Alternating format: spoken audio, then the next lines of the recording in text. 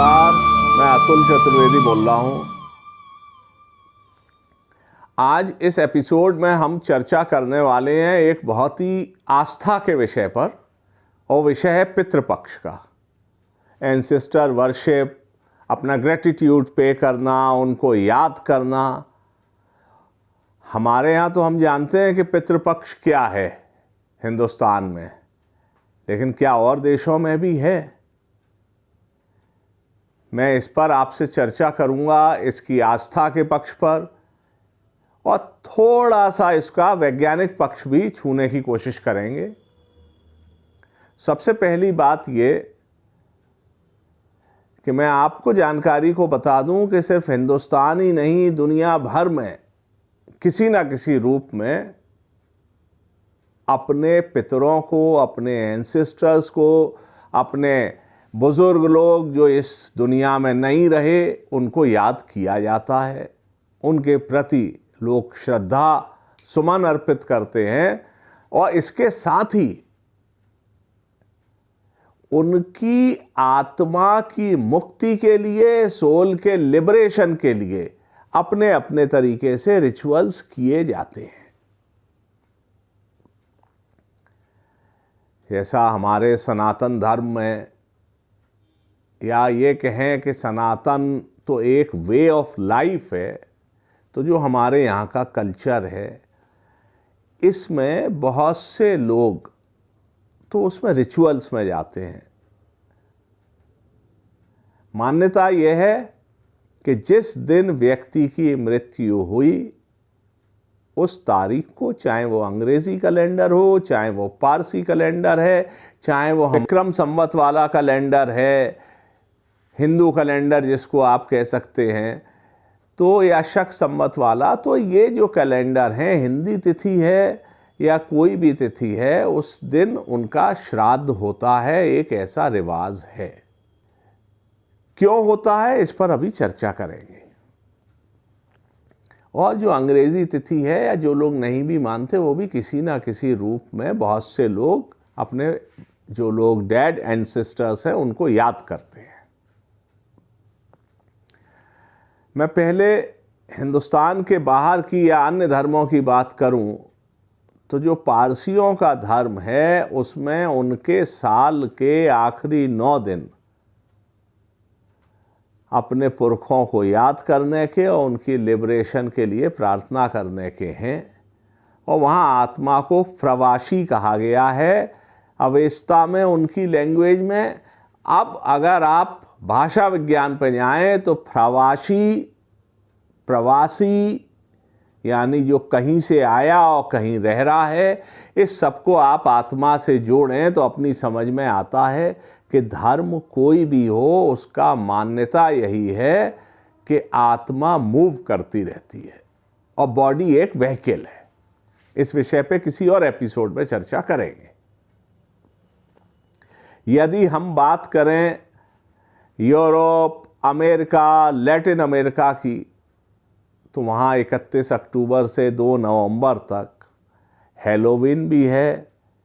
1 नवंबर को All Saints day है। 2 नवंबर को सोल्स डे है या सोल डे है। यदि हम जापान की बात करें तो वहाँ कुछ इस किस्म का ही त्यौहार बॉन फेस्टिवल है। एंसेस्टर्स को याद करने के लिए कोरिया में जैसा है। चीन के अधिकांश धर्मों की नींव अपने पितरों को, एंसेस्टर्स को याद करने और ग्रेटिट्यूड पे करने पर टिकी हुई मानी गई है। अब हम अगर अपने यहाँ की बात करें, सनातन धर्म की बात करें, हिंदू धर्म की बात करें, तो हमारे यहाँ भी ये माना गया है, चारवाक एक जो दर्शन है इसको छोड़ दे, बाकी सबने आत्मा को माना है, पुनर्जन्म को भी मानते हैं।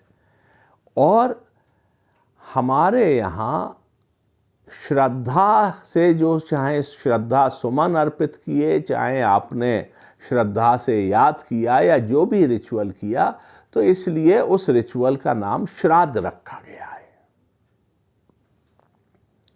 पूरे साल में 16 दिन हमारे यहाँ रखे गए हैं, जिसमें हम तिथि के हिसाब से अपने पितरों के लिए तर्पण करते हैं और उनके लिए कुछ ना कुछ उनका भोजन या किसी किस्म से भी जैसी जिसकी मान्यता है या मन भरता है वो अपनी ऑफरिंग्स करता है। और ज़रूरी नहीं है कि इसमें कोई बहुत रिचुअल फॉलो करें।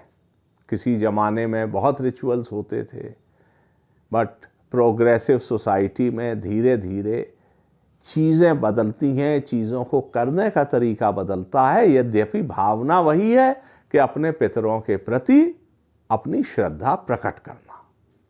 हमारे यहाँ जो अमावस्या आती है, जिस दिन ये पितरपक्ष आश्वनी मास कृष्ण पक्ष के 15 दिन और उसके जस्ट पहले भाद्रपद मास का पूर्णमासी का दिन, ऐसे मिला के 16 दिन का ये पितृपक्ष है।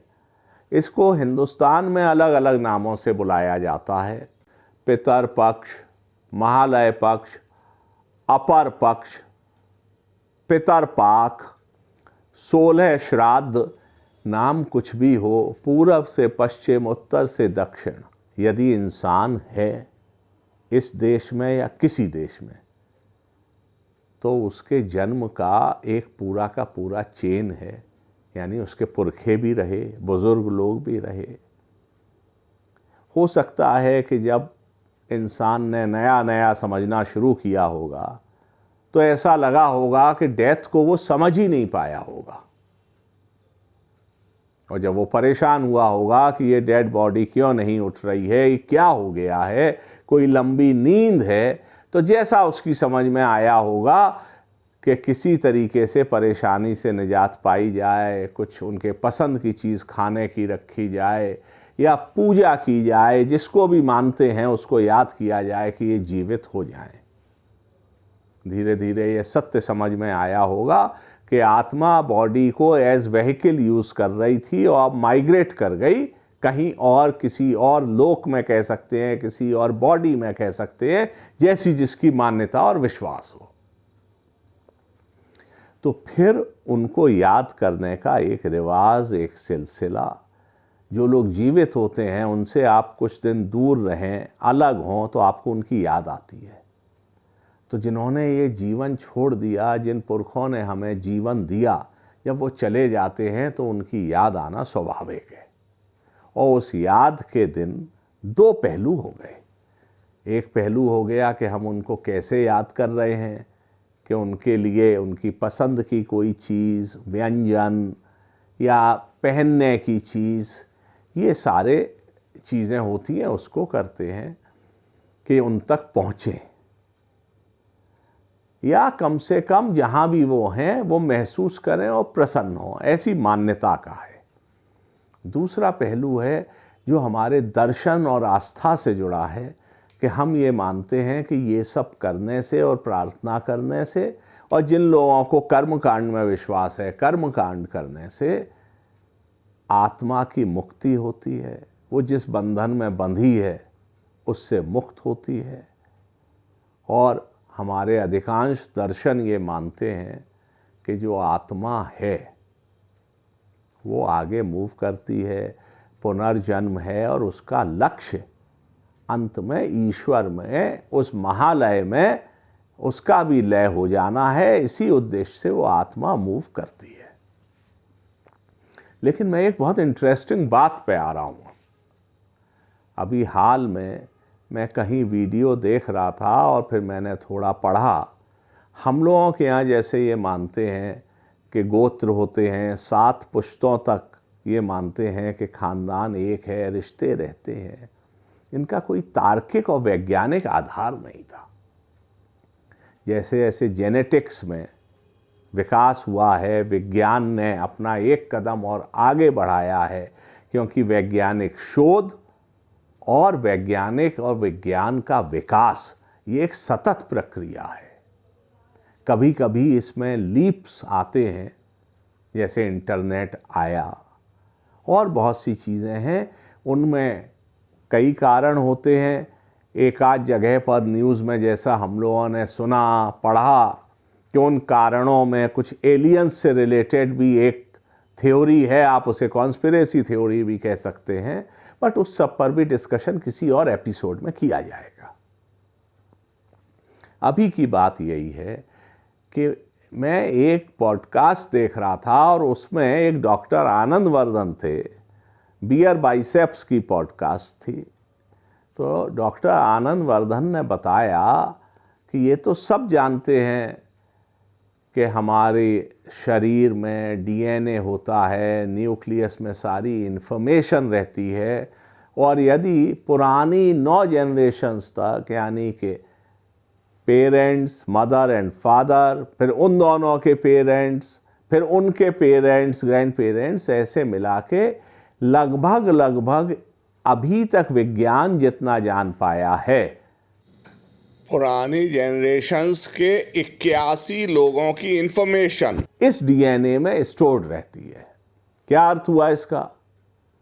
इसका अर्थ ये है कि इसमें तय है नाक कैसी होगी, लंबी होगी, छोटी होगी, आपका रंग कैसा होगा, आपका आवाज़ कैसी होगी, लंबे होंगे कि छोटे होंगे, मोटे होंगे कि पतले होंगे, वगैरह वगैरह वगैरह। लेकिन बहुत जो इंटरेस्टिंग बात अभी आई है, वो बात ये आई है जो कि अभी इसमें एक विवाद भी है। कुछ लोग कहते हैं सही है, कुछ कहते हैं कॉन्स्पिरेसी थ्योरी है, बट है बड़ी इंटरेस्टिंग। वो ये है कि जैसे ये इंफॉर्मेशन स्टोर्ड रहती है जीन्स में, वैसे ही हमारे पुरानी जनरेशन्स की मेमोरी भी स्टोर्ड रहती है। कभी कभी हमको लगता है कि ये व्यक्ति जो दिख रहा है ये परिवार में फलाने जैसा है, नॉट नेसेसरीली कि वो अपने फादर या मदर जैसा है। ग्रैंड पेरेंट्स का आ सकता है, ग्रैंड अंकल्स का आ सकता है, कुछ ना कुछ झलक। ये जेनेटिक्स है, ये बहुत रोचक विषय है, और इस पे आगे हम लोग और एपिसोड्स में चर्चा करने वाले हैं। जिन लोगों का इस किस्म की चर्चा में और थोड़ा इसमें साइंस है तो थोड़ा फिक्शन भी है, इस चर्चा में इंटरेस्ट होगा, तो हम उनके लिए ये चर्चा भी आगे करने वाले हैं। आप जरूर सुनिएगा। और हाँ, मैं बीच में 2 बातें आपसे कह दूँ। एक बात, जिसकी जैसी रुचि है वैसी प्लेलिस्ट खोल के देखिए आप, क्योंकि हमारे इस चैनल पर कई किस्म के वीडियो आते हैं। चतुर्वेदी हेरिटेज भी आता है, इलाहाबाद से संबंधित भी हैं, साइंस और फिक्शन के भी हैं, ट्रैवल के भी हैं, फिलॉसफी भी है, हिस्ट्री भी है, और कई बार राजनीतिक चर्चाएं भी होंगी। दूसरी बात, अगर आपने चैनल अभी तक सब्सक्राइब नहीं किया है तो प्लीज़ चैनल सब्सक्राइब कर दीजिए और बेल आइकन दबा दीजिए, जिससे नया वीडियो आए तो आपको पता चल जाए। और अगर एपिसोड आपको अच्छा लगे तो इसको लाइक और शेयर भी करिए उन लोगों के साथ जिनको इस एपिसोड में जैसी बातें हो रही हैं वो पसंद हो। तो अब मैं वापस उस मुद्दे पे आता हूं कि हम लोग बात कर रहे थे कि जेनेटिक्स की तो बात हो गई। अब अगर आप लोग जानते हैं कि जो सनातन धर्म के संस्कार हैं उसमें जब अंतिम संस्कार होता है तो एक कपाल क्रिया होती है जो कि अति आवश्यक संस्कार माना गया है। उससे ये कहते हैं कि जो मेमोरी है इस जन्म की वो यहीं रह जाती है। लेकिन जब आप इन संस्कारों को देखें, जब आप पितरों के लिबरेशन ऑफ सोल की बात करें या माइग्रेशन ऑफ सोल की बात करें, तो ऐसा भी कहा जाता है, और जिन लोगों का ऐसा अनुभव रहा है वो इसको पुख्ता तौर पे मानते हैं कि कई बार जो आत्मा माइग्रेट करती है उसके संग मेमोरीज भी चली जाती हैं। इन्हीं सब जगहों पर जाकर मेमोरी से लिबरेट करने का या आत्मा को इन तमाम चीज़ों से, क्योंकि आत्मा तो एक एनर्जी है, लेकिन जब उसमें मेमोरी आ गई तो कहीं ना कहीं किसी व्यक्ति का प्रभाव, व्यक्तित्व का प्रभाव आ गया। न जाने कितनी जर्नी में उसने व्हीकल्स यूज़ किए हैं, कहाँ की रह गई। तो ये लिबरेशन बहुत आवश्यक है। अब अगर इसको हम लोग आध्यात्मिक हिसाब से देखें तो वेदों में इसकी चर्चा भी है, और वेदों में इसका पूर्वजों की पूजा का चर्चा और विधान भी है और कई जगहों पर कुछ अर्थों में निषेध भी है। लेकिन मैं इसका एक और पहलू भी समझता हूं, वो पहलू है सोशल सिस्टम। आध्यात्मिक और धार्मिक है, अपनी अपनी मान्यता है, लेकिन सोसाइटी ने एक सोशल सिस्टम ऐसा बनाया कि यदि आप मृतक के नाम पर पितृपक्ष में या उसकी तिथि पर आप श्राद्ध करते हैं, अब जैसे बहुत से लोग उस दिन अनाथाश्रम में जाकर अनाथ बच्चों के लिए कुछ कराते हैं, कुछ लोग गरीबों के लिए कराते हैं, और पुराने ज़माने में ब्राह्मणों को भोजन कराने की भी प्रथा थी, अभी भी चल रही है। तो ये एक सोसाइटी का सिस्टम है कि आपने मृतक के नाम पर एक तो किसी ना किसी के लिए भोजन की व्यवस्था सोसाइटी ने की, हर फैमिली इस चीज़ को कर रही है, मतलब जो लोग उसको मानते हैं। फिर लोग वस्त्र भी देते हैं, जो उनके एंसेस्टर हैं उनकी पसंद की चीज़ों को भी दान में देते हैं। तो ये एक पूरा सोसाइटी ने सिस्टम इवॉल्व किया कि जो लोग आर्थिक रूप से ज़रूरतमंद हैं या कहीं ना कहीं कमज़ोर हैं, अब इसको आप जाति प्रथा, वर्ण व्यवस्था और उन सब चीज़ों पे आप देखेंगे तो आपकी दृष्टि संकीर्ण होती जाएगी। क्योंकि जब आप इन संस्कारों को ध्यान से समझेंगे तो इसमें बहुत सी जगहों पर कई किस्म की जातियों के लिए भी प्रावधान है। अब मुझको लगता है कि आज के ज़माने में जब जाति प्रथा का कोई विशेष राजनीति के अलावा अन्य जगहों पर महत्व तो कम हो रहा है, तो बात इस चीज़ की है ज़रूरतमंदों की। और जैसा लोग करते हैं, किसी ने अपने एंसेस्टर के नाम पर अस्पताल बनवा दिया तो किसी ने उसमें कमरा बनवा दिया, तो किसी ने उसमें मशीन दे दी, तो किसी ने स्कूल में पंखे लगवा दिए, किसी ने पानी के लिए वाटर कूलर लगवा दिया, किसी ने गरीब बच्चों की फीस दे दी। तमाम किस्म से आप अपने पुरखों को याद करते हैं, बट एक्चुअली ये सोसाइटी का सिस्टम इवॉल्व्ड है। और जो इसकी सबसे अच्छी बात है कि इससे आप किसी ज़रूरतमंद के काम आकर आप ये महसूस करते हैं कि आपने अपने एंसेस्टर के लिए, उनकी आत्मा की शांति के लिए कुछ कर दिया। आपकी भावना तृप्त होती है और दूसरे की ज़रूरत भी पूरी होती है। इस सोशल सिस्टम में अच्छी बात यही है कि वो जो ज़रूरतमंद है उसको आप कहीं कमज़ोर दिखाकर चीज़ नहीं दे रहे हैं, किसी की मदद ऐसे नहीं कर रहे हैं कि उसे मदद की ज़रूरत है, अपितु एक सोशल सिस्टम के नाम पर, सोशल सिस्टम के आवरण में आपने ज़रूरतमंदों की मदद करने का किया है। हाँ, बहुत सी प्रथाओं के, बहुत से रिचुअल्स के विकृत रूप हो जाते हैं, तो जब आप प्रोग्रेसिव सोसाइटी की बात करें तो आपको कड़ा होकर विकृत रूपों को तो छोड़ना होता है। जैसे मैंने जेनेटिक्स का जिक्र किया, तो एक रैट एक्सपेरिमेंट हुआ है जिसमें ये पाया गया, मैं विस्तार से नहीं जाऊंगा क्योंकि यहाँ वो विषयांतर हो जाएगा, जिसमें ये पाया गया कि 7 जनरेशन्स तक के जीन्स रैट्स में मौजूद रहते हैं, और जो चीज़ रोडेंट्स पे लागू है वो आप ह्यूमंस पर भी समझें कि लागू हो सकती है या होती है। इसका अर्थ ये हुआ कि हमारे खुद के अंदर जिन लोगों, भाई आप अपने पेरेंट्स को जानते हैं, ग्रैंड पेरेंट्स को जानते हैं, बहुत ज़्यादा सौभाग्यशाली हैं तो आपने ग्रेट ग्रैंड पेरेंट्स को देखा होगा, बाकी आप नहीं जानते। यानी हमारे भीतर हमारे वो बुज़ुर्ग भी रह रहे हैं मेमोरी के रूप में, जेनेटिक्स में किसी ना किसी रूप में, जिनको ना हमने देखा ना जिनके विषय में हम जानते हैं। ये बहुत कॉम्प्लेक्स विषय है, लेकिन इसका जो अच्छा पहलू है वो ये है कि हम अपने बुज़ुर्गों की याद करने के लिए जब करते हैं तो साथ में ये भी समझ में आता है, और जो यंगर जनरेशन है उसको मालूम पड़ता है, एक तरफ तो सोसाइटी का हो गया कि हम उनकी याद में कहीं ना कहीं किसी के लिए कुछ कर रहे हैं, लेकिन एक ये भाव भी आता है कि हमको अपने बुज़ुर्गों की याद करनी चाहिए, श्रद्धा रखनी चाहिए। और ये सिर्फ मृतक बुज़ुर्गों पर नहीं है, जीवित लोगों में भी जो एल्डर्स हैं हमारे या हमारे समाज के,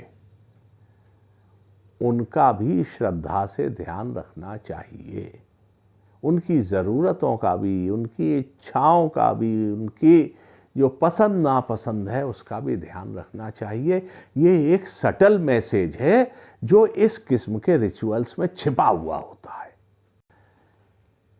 मुझे मालूम है कि बहुत से लोगों को इस विषय में किस्म किस्म की उत्सुकताएं रहती हैं और माइथोलॉजी भी अपना रोल प्ले करती है। जैसे लोग पूछते हैं कि साहब 16 दिन का कैसे, और उसमें अनेकों कथाएं हैं। जैसे एक कथा है कि महाभारत युद्ध में जब कर्ण की मृत्यु हो जाती है और कर्ण चित्रगुप्त जी के पास पहुंचते हैं, ये माइथोलॉजी है, कथानक है, तो वहां पर बताया जाता है कि भाई तुमको तो तुम्हारे कुछ कर्मों के दंड मिलने हैं, तुमने तो बहुत से काम ऐसे किए हैं जिसका कि तुमको अच्छा परिणाम नहीं मिलेगा। तो कर्ण कहते हैं मैंने तो जीवन भर सब दान किया है, यहाँ तक कि जब मैं मृत्युशैया पर था तब भी मैंने अपना सोने का दांत दान कर दिया तोड़ के। मुझे मालूम था कि मेरे जीवन रक्षक मेरे कवच कुंडल हैं, मैंने वो भी दान कर दिया, फिर ऐसा क्या रह गया? तो उन्होंने कहा आपने अपने पितरों के लिए कुछ अर्पित नहीं किया, कुछ नहीं किया है, तो ऐसी स्थिति में वो ऋण आप पर रह गया है। तब पितृ ऋण चुकाने के लिए कर्ण को 16 दिन के लिए पुनः जीवन दिया गया। 16 दिन में उन्होंने अपने पूर्वजों का श्राद्ध किया है, तमाम चीज़ें हैं, और उसके बाद उनको गति प्राप्त होती है, सदगति प्राप्त होती है। ये माइथोलॉजिकल स्टोरीज़ हैं, लेकिन कहीं ना कहीं ये हमारे रोज़मर्रा में चीज़ों को कनेक्ट करती हैं और कहीं ना कहीं इनमें कहानियों के माध्यम से, किस्सों के माध्यम से एक संदेश देने की कोशिश होती है। पितृपक्ष का भी सबसे बड़ा संदेश यही है कि हमारे वो एंसेस्टर्स जिनकी वजह से हमारा ये जीवन साकार हो पाया है, उनके प्रति हम अपना ग्रैटिट्यूड पे करें, अपनी श्रद्धा अर्पित करें। जिस तरीके से हमको लगता है कि हम ये श्रद्धा उनके प्रति अपनी जता सकते हैं, चाहे उनकी पसंद का भोजन किसी को करें, उनकी पसंद के सामान किसी को दें, अथवा किसी ज़रूरतमंद के काम आए, अपने सामर्थ्य के हिसाब से समाज के काम आए, तो ये जो बातें हैं ये एक ही किस्म से कई चीज़ें गुथी हुई होती हैं। जो लोग इसको बहुत ही नैरो उसमें देखते हैं वो सिर्फ धार्मिक रूप में ले जाते हैं।